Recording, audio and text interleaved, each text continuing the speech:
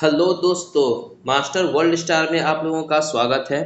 पिछले क्लास में हमने प्रैक्टिस सेट किया था पंचवर्षीय योजना का। 3 सेट में हमने उसे पूरा किया था, 3 पार्ट में। और आज हम एक ही पार्ट में अंतर्राष्ट्रीय व्यापार को देखेंगे। अंतर्राष्ट्रीय व्यापार से एग्जाम में बहुत सारे क्वेश्चन आते हैं, तो आज हम इसको लगभग 70 क्वेश्चन हम लोग करने वाले हैं। तो हमारे साथ बने रहिए। चलिए शुरू करते हैं इसका पहले प्रैक्टिस सेट से। आज का हमारा पहला सवाल है, अंतर्राष्ट्रीय व्यापार का मूल्य आधार क्या है? निरपेक्ष लाभ तथा तुलनात्मक लाभ या दोनों? केवल निरपेक्ष लाभ, केवल सापेक्ष लाभ या विनिमय दर? देखिए, अंतर्राष्ट्रीय व्यापार तभी होगा जब लाभ और तुलनात्मक लाभ दोनों होगा, निरपेक्ष लाभ और तुलनात्मक लाभ दोनों होगा। तो ऑप्शन जो है ए हमारा सही होगा। आगे चलते हैं। मुक्त व्यापार से क्या तात्पर्य है? मुक्त व्यापार तब होगा जब जब कहीं भी कोई प्रतिबंध ना हो। आप जितना मन उतना खरीदें, जितना मन उतना बेचें, तो ये मुक्त व्यापार होता है। ठीक है, तो यहाँ पे ऑप्शन जो है बी हमारा, आयात एवं निर्यात पर कोई प्रतिबंध नहीं, ऑप्शन बी हमारा बिल्कुल सही होगा। आगे चलते हैं। डंकल ड्राफ्ट क्या है? डंकल ड्राफ्ट एक व्यापारियों का एक बैठक हुआ था। उसमें कुछ बिल पास हुए थे, कुछ नियम कानून बनाए गए थे, जो कि उरुग्वे में इसका बैठक हुआ था। तो ऑप्शन जो ए कह रहा है उरुग्वे चक्र समझौते से संबंधित है। तो उरुग्वे में जो जितने भी व्यापार संगठन है, उन्होंने बैठकर एक डंकल ड्राफ्ट पास किया था, जो कि ए ऑप्शन हमारा सही होगा, ये कि उरुग्वे का ये समझौता था। ठीक है, आगे चलते हैं। सुपर 301 क्या है? सुपर 301 क्या है? सुपर 301 हम लोग जानते हैं कि ये अमेरिका का व्यापारिक कानून है, जो जिस पर वो इसके तहत वो सीमा शुल्क लगाता है। इसी के तहत इसने अभी 25% टैरिफ बढ़ा दिया है। ठीक है, 25-25 करके 50% कर दिया 2 बार में। तो ऑप्शन सी हमारा बिल्कुल सही होगा। आगे चलते हैं।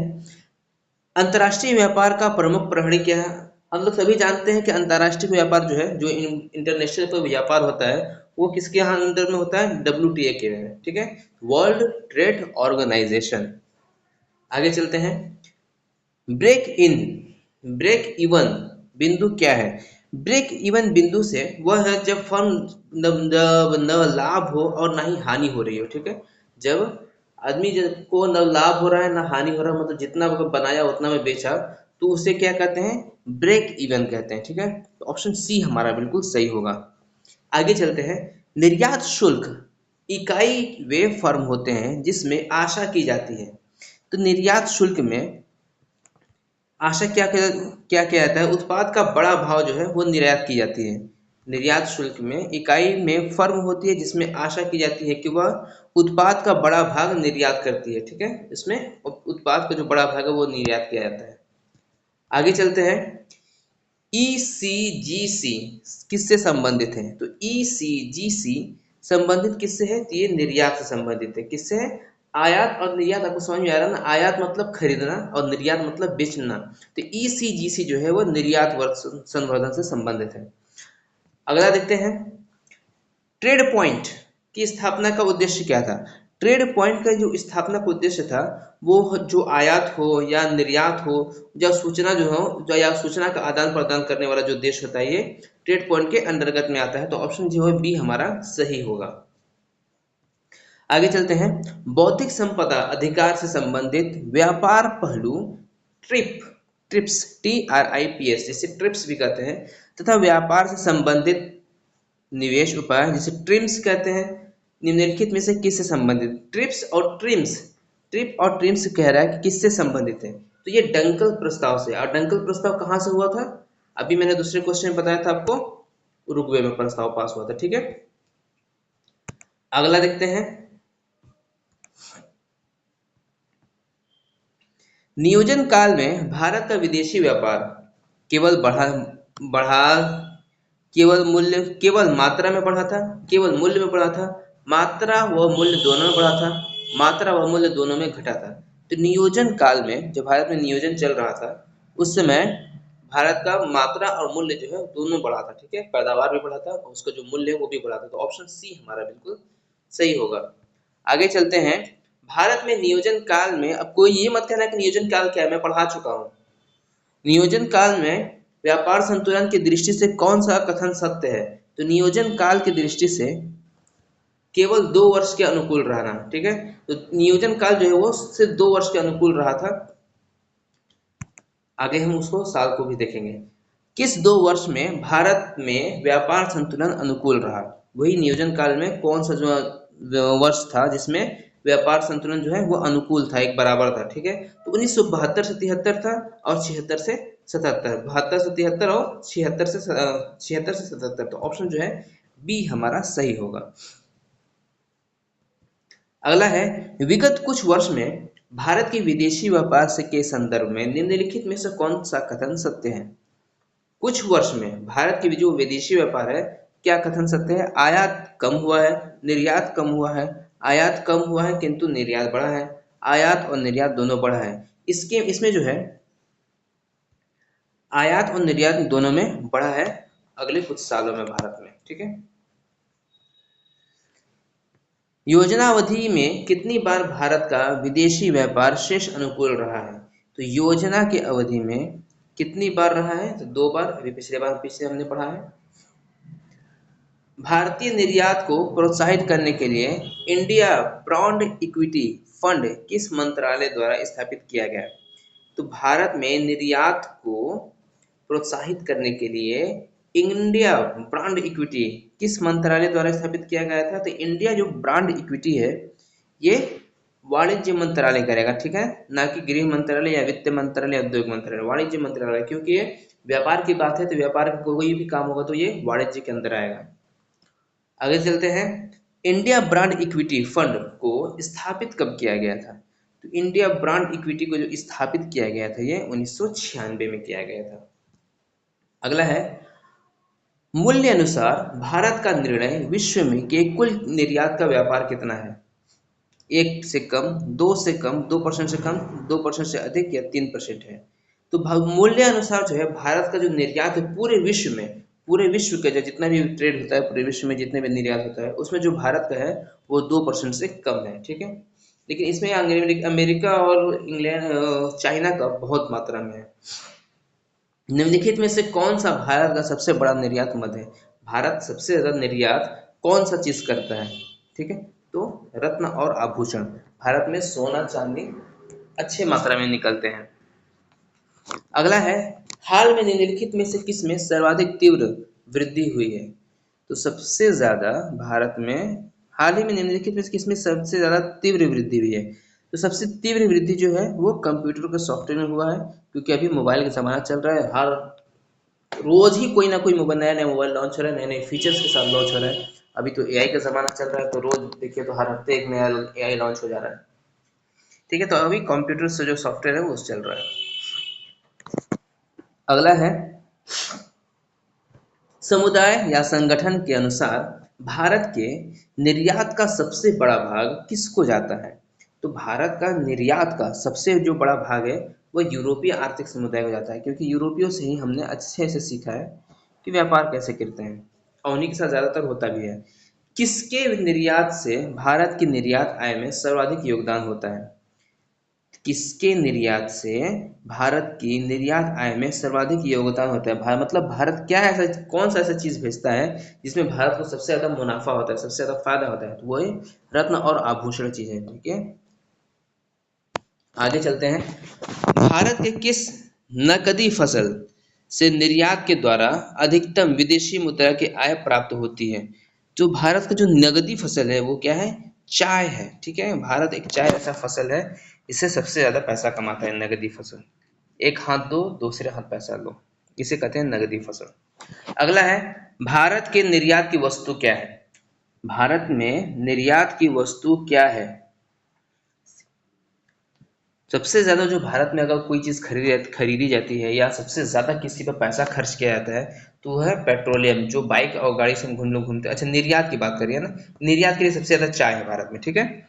आयात में सबसे ज्यादा जो भारत खरीदता है वो पेट्रोलियम है और निर्यात में सबसे ज्यादा चाय है। किस क्षेत्र के निर्यात मूल्य की विगत वर्ष में निर्यात व्यापार में सर्वाधिक योगदान दिया गया है? तो निर्यात में सबसे ज्यादा जो योगदान दिया गया है वो टेक्सटाइल में दिया गया है, ठीक है। आगे चलते हैं, 1950 में विश्व निर्यात में भारत का योगदान 1.85% था। वर्तमान में यह लगभग कितना है? तो वर्तमान में जो है 1950 में कितना था? 1.85 था, और वर्तमान में जो है ये कितना है? तो वर्तमान में 2% के आसपास है। ठीक है, अगला देखते हैं। कौन सी वस्तु भारत में आयात की वस्तु नहीं है?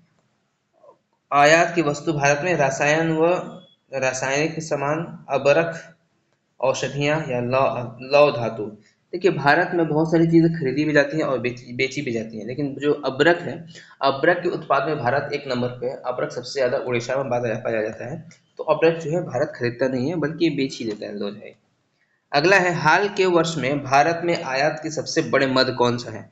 तो आयात का सबसे बड़ा मद पूंजी एवं पेट्रोलियम पदार्थ है। ठीक है, पूंजीगत वस्तु एवं पेट्रोलियम पदार्थ है। ऑप्शन डी हमारा सही होगा। आयात की बात मैंने कहा था ना कि पेट्रोलियम सबसे ज्यादा पूंजी लगता है किसमें? पेट्रोलियम पदार्थ में। आगे चलते हैं। निम्नलिखित वर्गों में से किस वर्ग के देश के साथ भारत का सर्वाधिक आयात व्यापार है? किस वर्ग के साथ? ओसीसी, ओईसीडी, ओपेक, या पूर्व यूरोप, या विकासशील देश? तो भारत का जो भी व्यापार होता है सबसे ज्यादा ओपेक के द्वारा होता है। ठीक है, आगे चलते हैं। निम्नलिखित में से कौन सी भारत की आयात की एक वस्तु है? भारत में आयात की वस्तु कौन सी एक है? तो अभियांत्रिक वस्तु जो है अभियांत्रिक वस्तु मतलब यंत्र वाली जो चीज है, टेक्निकल जो चीजें होती हैं, वो भारत में सबसे ज्यादा खरीदी जाती हैं।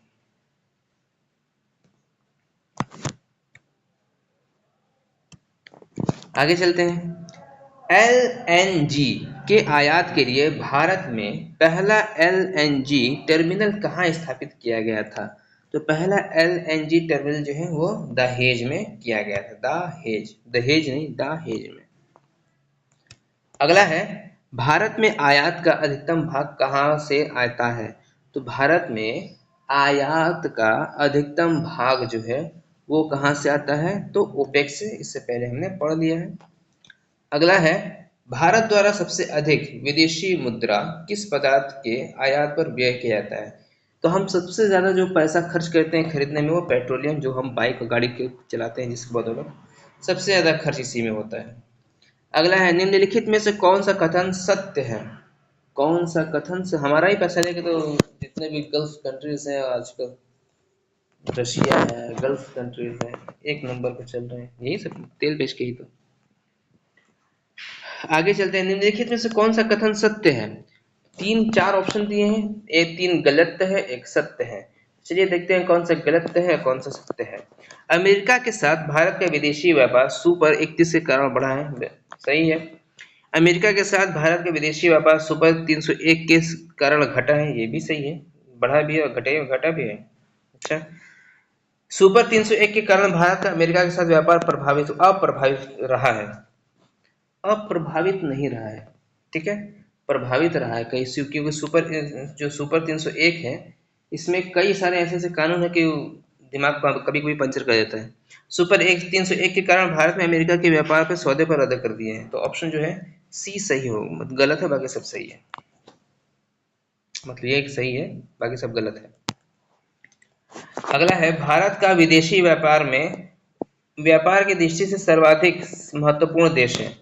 भारत का विदेशी व्यापार की दृष्टि से सर्वाधिक महत्वपूर्ण देश कौन सा है? रूस, जापान, संयुक्त राज्य अमेरिका या ब्रिटेन? कौन सा देश है? तो संयुक्त राज्य अमेरिका है। सभी राज्यों का जो संयुक्त करके एक देश बना है जिसका नाम अमेरिका दिया गया है, वो सबसे ज्यादा हम लोग व्यापार होता है यहीं से। इसी का फायदा उठाते हुए इसने टैरिफ बढ़ा दिया है, टैक्स लगा दिया है। आगे चलते हैं। भारत का अधिकतम विदेशी व्यापार किसके साथ होता है?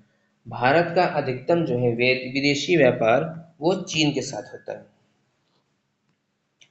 विदेशी व्यापार को बढ़ावा देने के लिए भारत में विशेष आर्थिक क्षेत्र की स्थापना किस देश की तर्ज पर की गई है?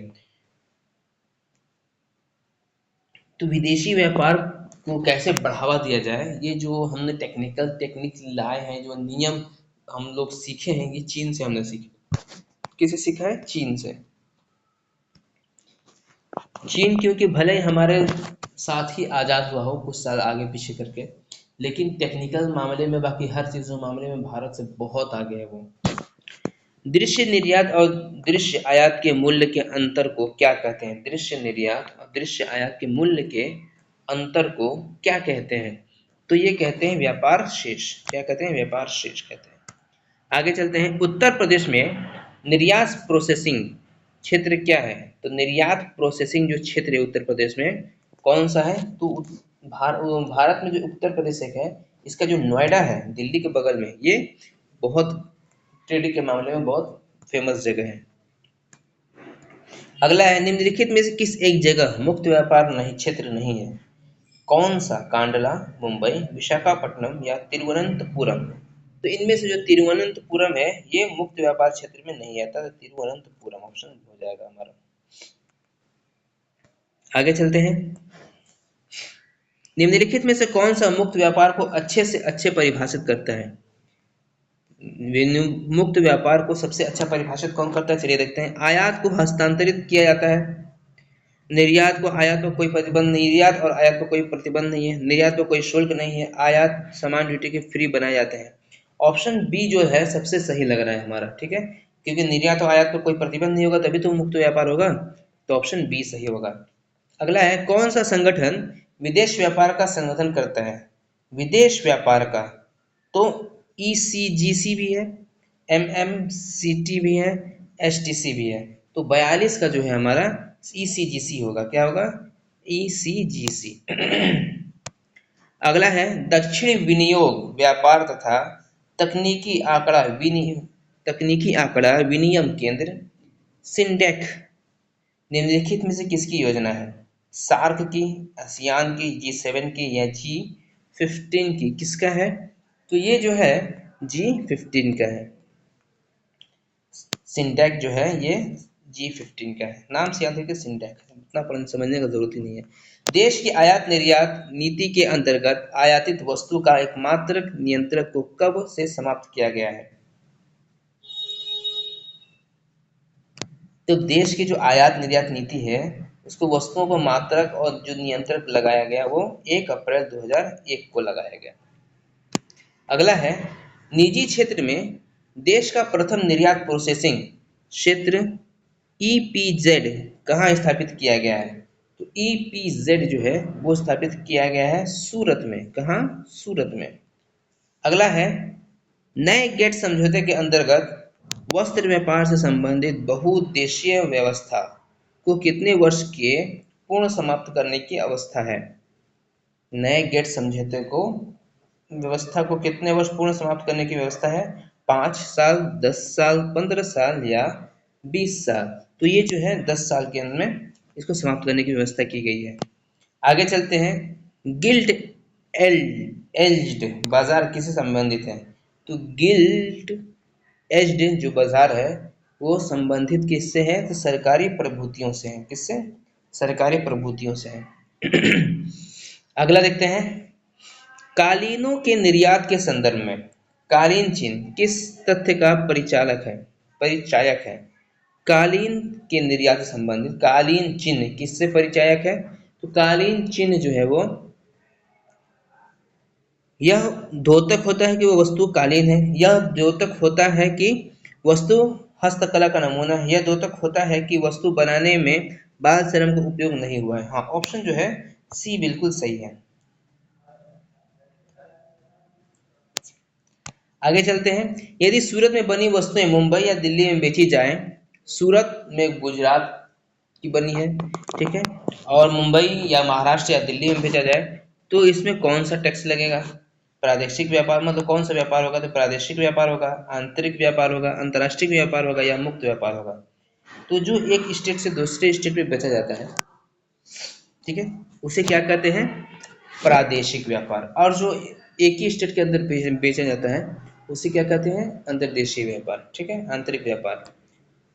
अंतर्देशीय व्यापार तो देश के अंदर हो गया, तो प्रादेशिक व्यापार हो गया जो एक प्रदेश से दूसरे प्रदेश में बेचा जाता है।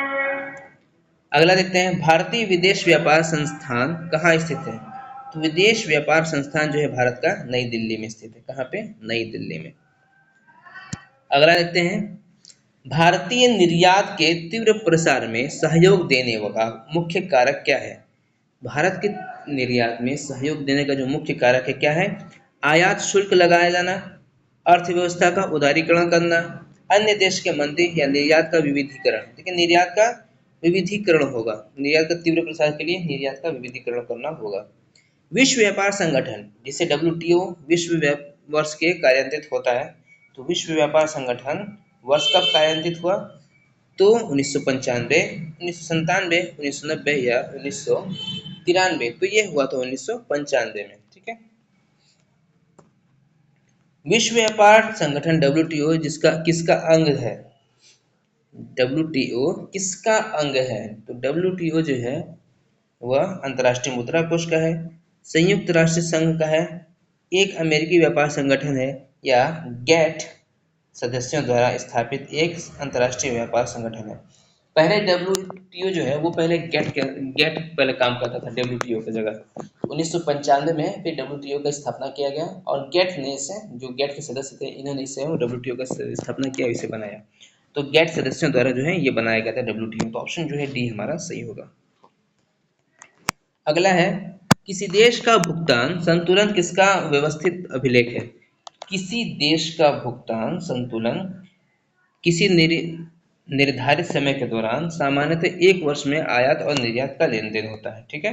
किसी देश का भुगतान संतुलन, उसका व्यवस्थित अभिलेख जो है वो किसी देश के समय के दौरान सामान्यतः एक वर्ष के आयात और निर्यात का देन होता है। अगला है, भुगतान संतुलन में निहित होता है। भुगतान संतुलन में क्या निहित होता है? दृश्य व्यापार, अदृश्य व्यापार, ऋण या उपरोक्त में से सभी। तो देखिए जो भुगतान संतुलन होता है उसमें दृश्य भी होता है, अदृश्य व्यापार भी होता है, ऋण भी होता है। तो ऑप्शन जो है डी हमारा सही होगा, क्योंकि ये तीनों होगा उसमें।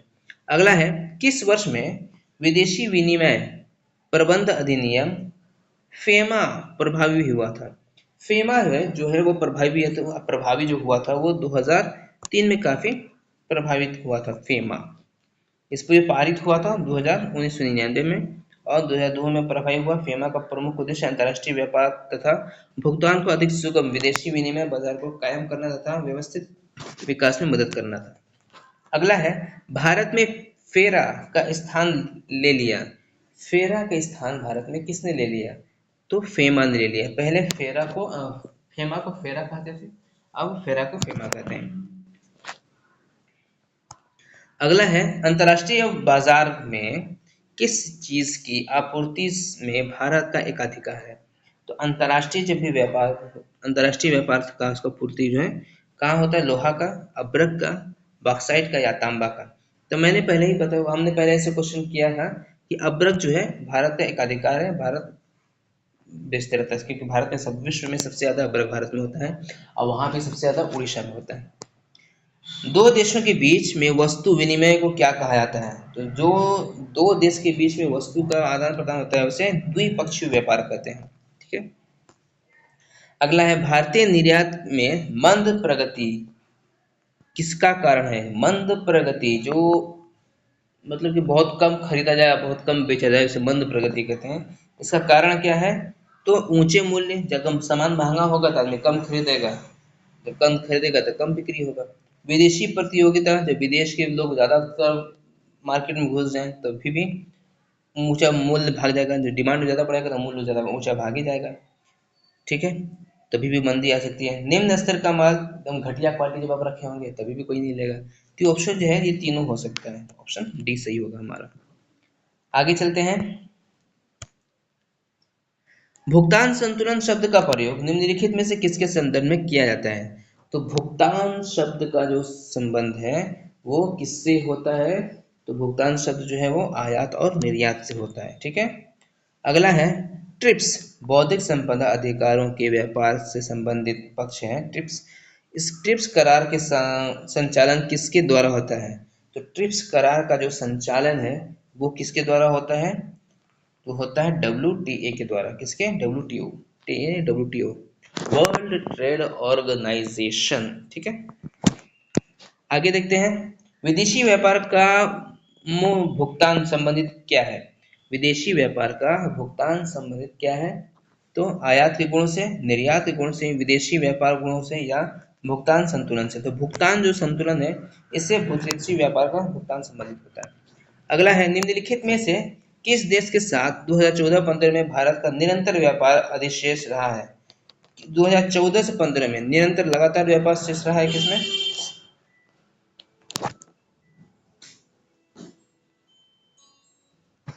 चीन, सऊदी अरब, संयुक्त राज्य अमेरिका या जर्मनी। तो ये हमारा हो जाएगा संयुक्त राज्य अमेरिका। ठीक है, आगे चलते हैं। भारत के विदेशी व्यापार के संबंध में किस देश को विभाजन का वर्ष कहा जाता है? विभाजन का वर्ष, विदेशी व्यापार के संदर्भ में भारत को विभाजन का वर्ष जो है वो 1991 को कहते हैं। ठीक है, आगे चलते हैं। सूचना प्रौद्योगिकी क्षेत्र की विश्व की 100 कंपनियों में भारत की एकमात्र कंपनी कौन सी है? देखिए पहले ये जो थी 2015 का क्वेश्चन है ये, उस टाइम जो था कौन सा था? तो विप्रो। अभी कई सारी कंपनी आ गई जिसमें एक टाटा भी है, टाटा का टीसीएस, ठीक है, और विप्रो भी है और दो तीन कई सारी और कंपनी आ गई, दो तीन कंपनी और आ गई हैं। ठीक है, अगला देखते हैं। निम्नलिखित में से TRIM इसका सही विस्तार क्या है? ट्रिम्स जो है इसका सही विस्तार क्या है? इसका फुल फॉर्म क्या है ट्रिम्स का? तो ट्रिम्स का जो फुल फॉर्म होता है वो है trade related information measures. Trade related information measures. तो ऑप्शन जो है सी जो है हमारा सही डी दिख रहा है। ठीक है, trade related investment measures, information investment leaders. अगला है भारत के निर्यात की वस्तु क्या है?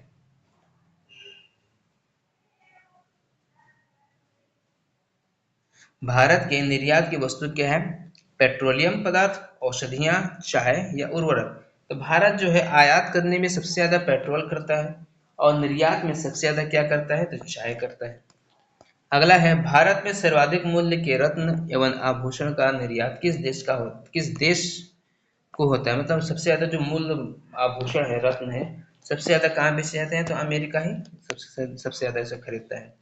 अगला है भारतीय चमड़े का सर्वाधिक निर्यात किसको किया जाता है? तो चमड़ा जो भारत का सबसे ज्यादा इंग्लैंड को बेचा जाता है। तो आज का हमारा क्लास यहीं तक रहा। हमने 70 क्वेश्चन कर लिया है और कल मिलते हैं नेक्स्ट क्लास में नेक्स्ट टॉपिक के साथ। तब तक के लिए आप हमारे चैनल को लाइक, सब्सक्राइब, शेयर जरूर करिए और कोई कमी रह जाती है तो उसे जरूर बताएं।